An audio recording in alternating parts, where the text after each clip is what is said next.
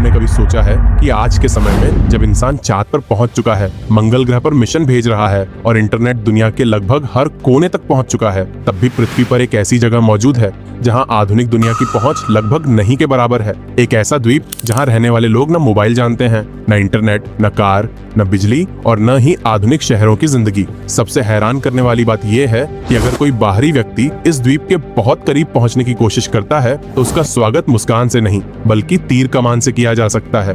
दोस्तों, इस जगह का नाम है नॉर्थ सेंटिनल आइलैंड। आज की इस वीडियो में हम जानेंगे कि आखिर नॉर्थ सेंटिनल आइलैंड इतना रहस्यमयी क्यों है, वहां रहने वाले लोग कौन हैं, सरकार ने वहां जाना लगभग क्यों रोक रखा है और क्या भविष्य में कभी उनका आधुनिक दुनिया से संपर्क हो पाएगा। तो वीडियो को आखिर तक जरूर देखें, क्योंकि अंत में एक ऐसा तथ्य जानेंगे जो शायद आपने पहले कभी नहीं सुना होगा। दोस्तों, नॉर्थ सेंटिनल आइलैंड भारत के अंडमान और निकोबार द्वीप समूह में स्थित एक छोटा सा द्वीप है। चारों तरफ समुद्र से घिरा यह द्वीप घने जंगलों से ढका हुआ है। ये भारत का एक हिस्सा तो है, लेकिन यहाँ आम लोगों का जाना प्रतिबंधित है। इसके आसपास एक सुरक्षा क्षेत्र बनाया गया है ताकि कोई भी व्यक्ति बिना अनुमति वहां न पहुंच सके। इसका कारण सिर्फ लोगों की सुरक्षा नहीं, बल्कि वहां रहने वाली जनजाति की सुरक्षा भी है।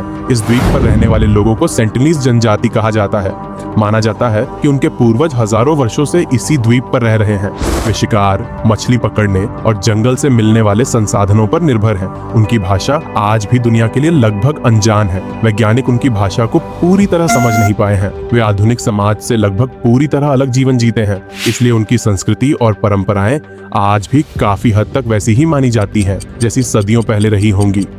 बहुत से लोग सोचते हैं कि वहां जाना इसीलिए मना है क्योंकि जनजाति खतरनाक है, लेकिन असली कारण इससे कहीं अधिक महत्वपूर्ण है। अगर बाहरी लोग वहां जाएं, तो वे अनजाने में ऐसी बीमारियां पहुंचा सकते हैं जिनसे सेंटिनलीज लोगों का पहले कभी सामना नहीं हुआ। ऐसे संक्रमण उनके लिए बेहद गंभीर हो सकते हैं। इसी वजह से भारत सरकार उनकी निजता और स्वास्थ्य की रक्षा के लिए उस क्षेत्र में प्रवेश पर सख्त नियंत्रण रखती है। इस नीति का उद्देश्य उनकी जीवन शैली को सुरक्षित रखना और अनावश्यक संपर्क से बचाना है।